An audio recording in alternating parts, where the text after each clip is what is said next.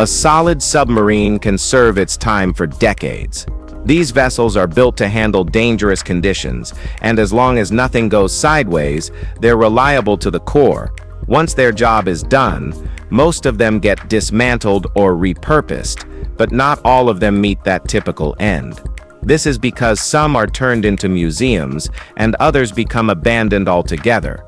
Their stories are wild, and we've lined up 15 of the most amazing ones that will just blow your mind. Number 15. K-8. On April 12, 1970, Soviet submarine K-8 sank in the Bay of Biscay, 15,000 feet below the surface, with nuclear missiles still on board. The vessel, part of the November class, caught fire while on patrol. Flames spread fast through the air system, forcing the brave crew to seal off compartments to stop the blaze. Unfortunately, that sealed some sailors inside too. Dozens died from carbon monoxide poisoning before rescue came. Remarkably, 73 crew members survived, but the sub itself was beyond saving. The Soviet Navy had to make a call, risk a recovery operation, or let it go. Well, they did what was best, they let it go. That means K-8 and its warheads still sit at the bottom of the sea. No official operation was launched to retrieve the nuclear material. The wreck lies in international waters, untouched and slowly decaying. Its existence is barely acknowledged today, but the danger hasn't gone away. This isn't some retired relic, it's an active risk quietly leaking history, and potentially worse, into the depths of the Atlantic. Number 14. Nazario Saurro.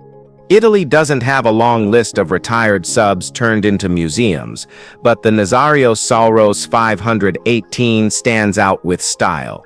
Built in 1976 by Fincantieri for the Italian Navy, this Saurro-class submarine had a mostly uneventful run until its decommissioning in 2002. What makes it different isn't just its floating museum status, it's the level of detail inside. Parked at Genoa's Galata Museo del Mare since 2009, the Saurro lets visitors feel like the crew never left. Real recorded voices echo inside the hull, sonar and radar systems still function, and you can experience a simulated torpedo launch that's surprisingly intense. Italy went the extra mile with this one, giving people a real sense of life underwater rather than a stale walkthrough exhibit. It's not just a display, it's immersive, alive, and full of depth. No other Italian sub has been turned into a floating museum, and judging by the quality of this one, maybe none ever will need to be. They got it right the first time. Number 13. FSEant. The French-built FSEant S623 was an Augusta-class submarine launched in 1978. While sadly France never engaged her in direct combat, she still had a solid run in patrol duties until being phased out in 2001. And now, that's where things got a little bit messy. Between 2005 and 2009, FSEant was loaned to Malaysia as a training sub, part of a larger deal involving new submarine acquisitions. But when the loan period ended, Malaysia claimed the vessel had been permanently handed over. France disagreed, and a diplomatic standoff quietly unfolded. Eventually, in 2011, ownership was formally transferred to Malaysia, and the FSEant was officially theirs. It wasn't in combat-ready shape anymore, but the submarine got a second life as a museum piece in Klebang, Malacca. While most of its systems are now inactive, the vessel gives Malaysians a rare up-close view of Cold War-era naval hardware.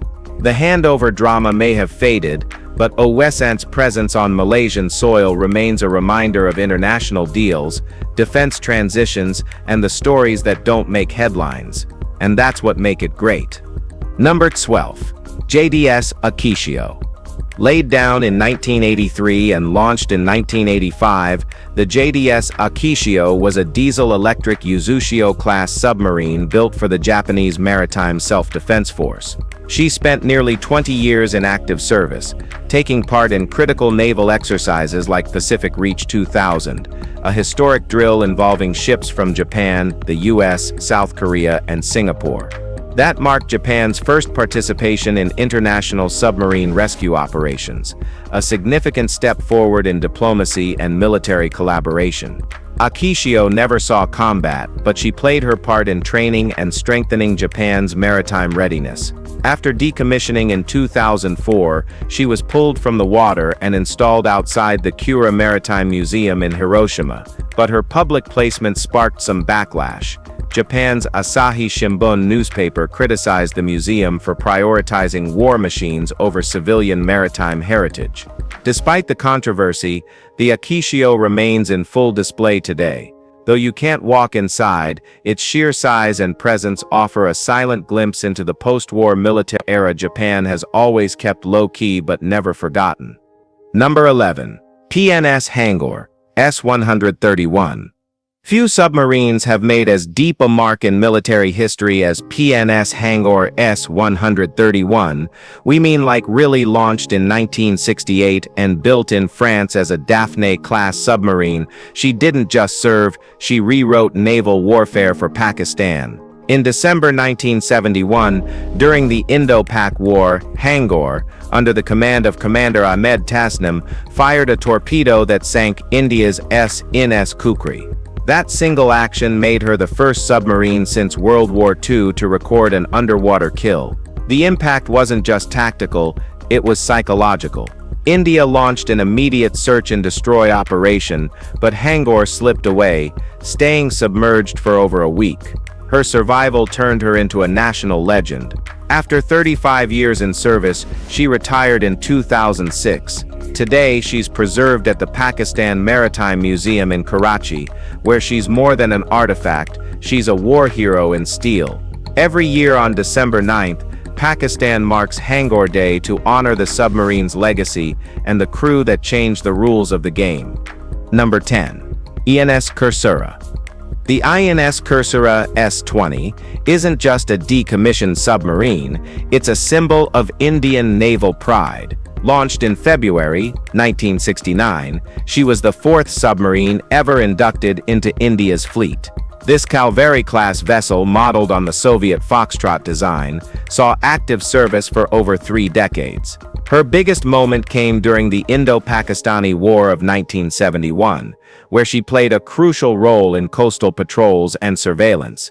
After that, she spent most of her time on joint exercises and goodwill missions abroad. In February 2001, the Kursura was officially retired. But instead of being scrapped, she was turned into a museum, thanks to Andhra Pradesh's then Chief Minister Chandra Babu Naidu. By August 2002, the public was allowed to walk her decks. To this day, she remains the only Indian Navy submarine granted dressing ship status, even after retirement, a high honor reflecting just how iconic she is.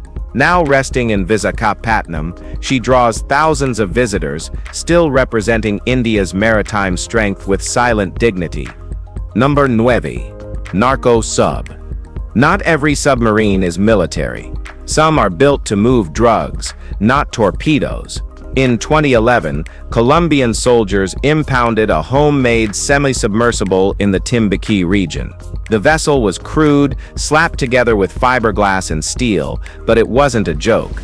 Authorities believed it had already made multiple trips up the Pacific coast, each carrying up to 8 tons of cocaine. Its design kept most of the hull just below the surface, making it hard to detect by radar or aircraft. Though primitive by naval standards, the boat was fully capable of reaching Mexico undetected. Narco subs like this one aren't rare anymore. In 2010, another was found in Ecuador. The problem first came to light back in 2000 when police discovered a half-built sub in a Bogotá warehouse. Since then, the designs have evolved, and so have the stakes. Even the cheapest builds can cost over $2 million, but the potential profits far outweigh the risks. These aren't failed prototypes. They're working, traveling, and super-duper profitable machines. Number 8. HNLMS Tanan. Submarines weren't a huge priority for the Dutch Navy, which makes the HNLMS Tanan's 805 a rare artifact. Built at Wilton Feyenoord in Schiedam and launched in 1965, this Potvis-class submarine, though some argue it's just a tweaked Dolphin, served quietly for over 25 years. What really put it on the map was a near-death experience in September 1979. Fires broke out in both engine rooms while the sub was out at sea, and its battery levels were dangerously low. Without outside help, it would have been lost. Luckily, the USS Harlan County was nearby. The American ship towed Tanan to Gibraltar, where it underwent heavy repairs. After surviving that ordeal, Tanan returned to service and made it home safely. She was finally retired in 1991 and now rests at the Dutch Navy Museum in Den Helder. Unlike flashy combat vessels, Tanan tells the quieter story of endurance, near misses, and a NATO-era partnership that helped pull her back from the edge. Number 7. Andrea Pana.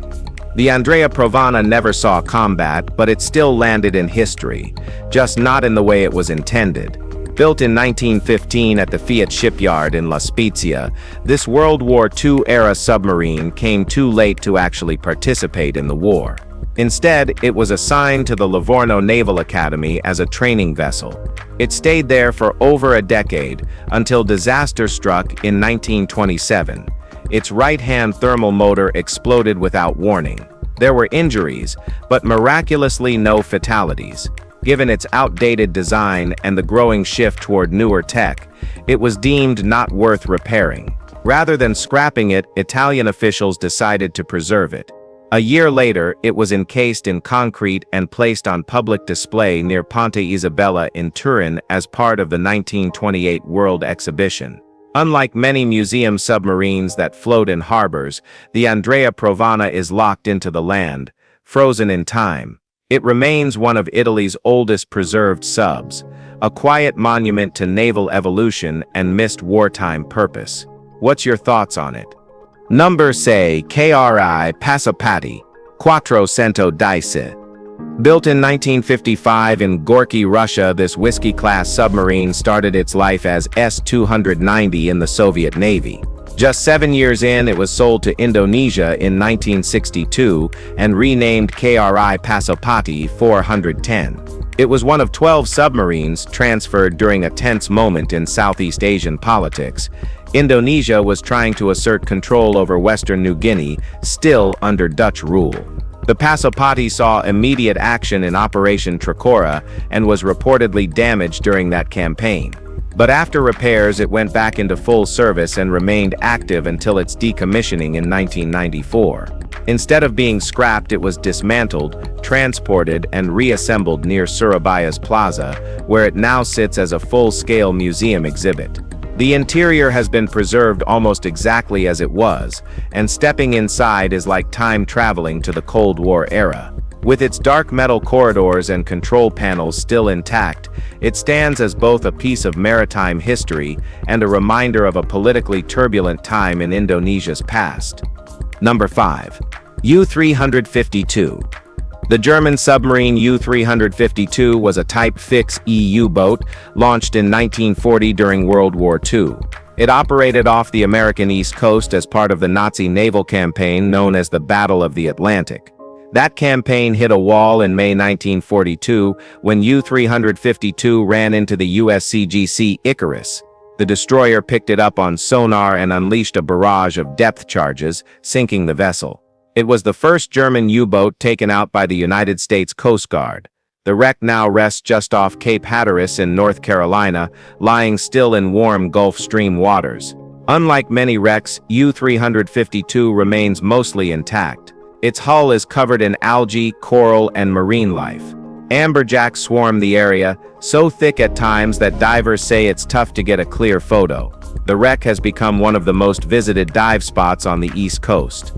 From feared hunter to underwater landmark, U-352 now serves as an eerie habitat and a reminder. Now let's move to Number 4. INS Dakar. The INS Dakar was originally commissioned as HMS Totem, a T-class submarine launched by the British Royal Navy in 1942. After more than 2 decades in service, it was sold to Israel in 1965. Extensive upgrades followed, but the exact modifications have never been publicly detailed. Some believe those changes may have contributed to her tragic fate. In January 1968, While en route from the UK to Israel, Dakar vanished somewhere between Crete and Cyprus. No distress signals, no warning, just gone. For decades, her disappearance remained one of Israel's most haunting naval mysteries. It wasn't until 1999 that the wreckage was finally located, nearly 10,000 feet beneath the Mediterranean. Only the conning tower was salvaged and is now displayed at the Naval Museum in Haifa. The rest of the submarine remains untouched at the seafloor, treated with reverence. No official explanation for her loss has ever been confirmed, and Dakar's story stands as a chilling reminder of how quickly the sea can swallow even the strongest steel. Number 3. HMAS Otama. Built in Scotland and launched in 1975, HMAS Otama served under the Royal Australian Navy with a job so secret, even the crews called it the mystery boat. It wasn't built for show, it was packed with surveillance gear, assigned to tail Soviet Pacific Fleet ships and track movements of the Chinese Navy. That's what she did for 25 years, undetected and uncelebrated. She was decommissioned in 2000 and sold to a private company planning to turn her into a museum. But red tape kept getting in the way. The owners couldn't get approval to dock her anywhere. In a last-ditch stunt, they listed her for sale on eBay in 2008. No takers, not even as a novelty. Since then, she's sat in limbo, rusting, unwanted, but still technically intact. A submarine that once monitored global threats now floats uselessly, denied a permanent home by policy and neglect. Plans to restore her were shut down in 2013. Since then, the silence around Otama has only grown louder. Number 2. INS Gal. The INS Gal had a rocky beginning but turned into a trusted workhorse for the Israeli Navy. Though she served Israel, she was actually built in Barrow-in-Furness, England as part of a Type 540 class, later known as the Gal class. She was the lead vessel followed by INS Tanan and INS Rahav. During her delivery in 1976, she ran aground and suffered damage, but after a full repair, she went on to serve for nearly 25 years.